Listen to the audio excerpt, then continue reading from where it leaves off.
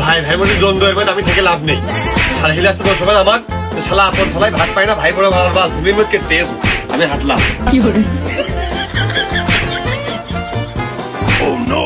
শালা শালা আটকালিকা খোল কিন্তু শালা শালা আজকে তোর মূল্য জমিন জমিনতে যাই জমিনতে দেবো, আর যে জায়গা বাদ থাকবে সে জায়গা শালা ফুলকপি আর পালন শাক দেবো। শালা খোল খোল শালা খোল।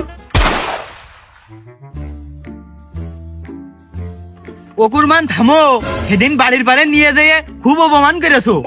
ধুর বাপু, অপমান করার কি আছে, মাল মাঠে সব শেষ হয়ে গেল না, তা না হলে তোমাগের আমি আদর যত্ন করে খাওয়াতাম না। বাড়ির পারে তো খাতে পারলে না, খালি চা বিস্কুট খাওয়া টাকা যাও।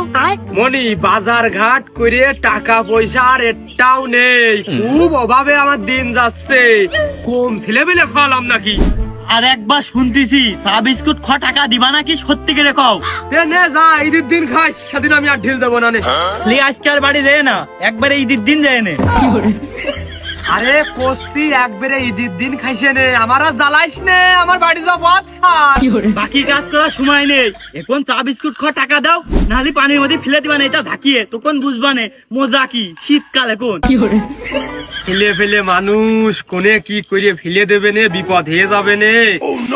এই আমার নাম কইয়ে ওই সন্টুর দোকানতে চা বিস্কুট সিগারেট যা খাবি খাইছে নে, আর ওই যে আমার বাড়ি অনুষ্ঠান হচ্ছে, তুগার কানে পানি দিল কিডা?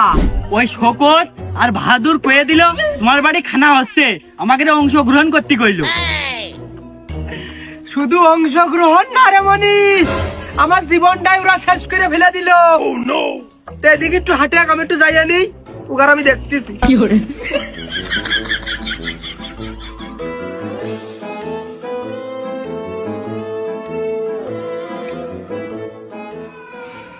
মূল্যর ভুইয়ার পালন শাকের ভুই যা আছে সব কপিয়ে সমান করে দেবো, তাহলে থাকবেও না আর কেউ বেচতে পারবে না হাটে।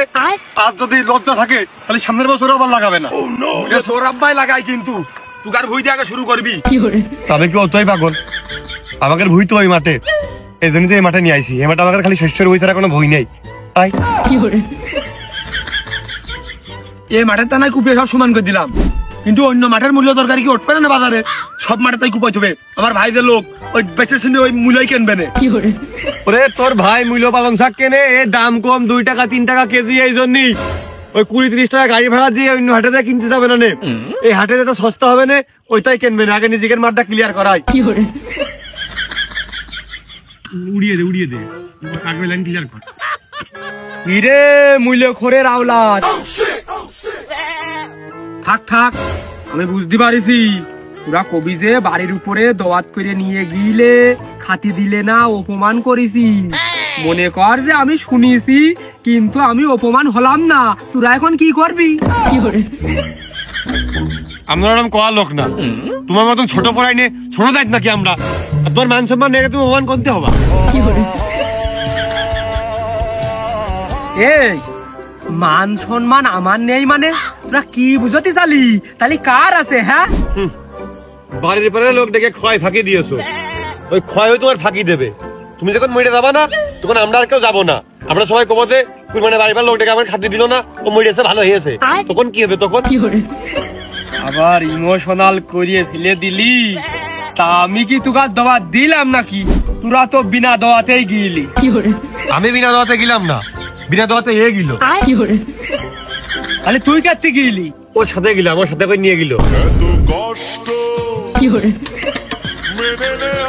ওই একই তো হইলো। হেনে আমার দোষটা কোনে? আমি কি ওর জন্য আয়োজন করেছি? আয়োজন করা লাগে, কার বড়াতে কখন কি থাকে কোয়া যায়। হতে পারে তোমার বাড়ির ওইটা আমাদের খাওয়ার বড়াতে ছিল, ওই আমার বন্ধু লোকটা কত আশাই করে খাতে গেল, না খেয়ে ফিরে আসলো। ও যদি বাইসে রাস্তায় কোনো বিপদ ঘটে মুয়ে টেনে দেখতো, তোর ময়া করতো না? আমি খাতে গেলে আমি খাইতে পারলাম না, না খেয়ে অপমান করে পাঠাই দিছি, সোনাটা মরিয়ে গেল মনের কষ্টে, তখন কি করতে? বিপদ তো চলার পথে তোরও হয়ে যাচ্ছে পাইতো, বারবার খালি আমার মুখ আসতেছ কেন?